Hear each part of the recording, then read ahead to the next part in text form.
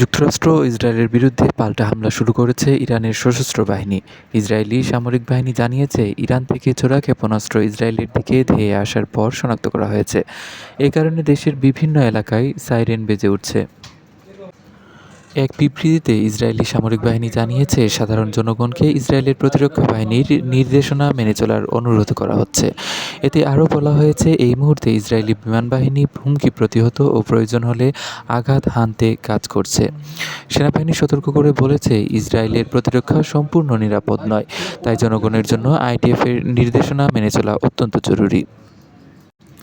Times of ইসরায়েলের প্রতিবেদনে বলা হয়, ইরানের ব্যালিস্টিক ক্ষেপণাস্ত্র হামলার মধ্যে উত্তর ইসরায়েল জুড়ে সাইরেন বেজে উঠছে।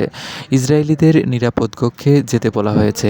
ইসরায়েলি সেনাবাহিনী জানিয়েছে, বিমান প্রতিরক্ষা ব্যবস্থা ইরানের ক্ষেপণাস্ত্র প্রতিহত করার জন্য কাজ করছে। সামরিক বাহিনী আরও জানায়, ইসরায়েলি বিমান বাহিনী হুমকি দূর করার জন্য এবং পাল্টা আঘাতের জন্য কাজ করছে। এর আগে মার্কিন যুক্তরাষ্ট্র ও ইসরায়েলের যৌথ হামলার ঘটনায় কঠোর বার্তা দিয়েছে ইরান সংসদের জাতীয় নিরাপত্তা কমিশনের প্রধান ইব্রাহিম আজিজি। সামাজিক যোগাযোগ মাধ্যমে তিনি লিখেছেন, আমরা তোমাদের সতর্ক করেছিলাম। এখন তোমরা এমন একটি পথে যাত্রা শুরু করেছ যার শেষ আর তোমাদের নিয়ন্ত্রণে নেই। এর আগে তেহরানের অতি সুরক্ষিত বাস্তুর জেলায় দফায় দফায় বিস্ফোরণের শব্দ শোনা যায়। সেখানে প্রেসিডেন্টের কার্যালয় ও সর্বোচ্চ নেতার বাসভবন অবস্থিত। তবে হামলার পর দ্রুতই প্রেসিডেন্টের নিরাপত্তা নিশ্চিত করা হয়েছে বলে প্রতিবেদনে জানানো হয়েছে।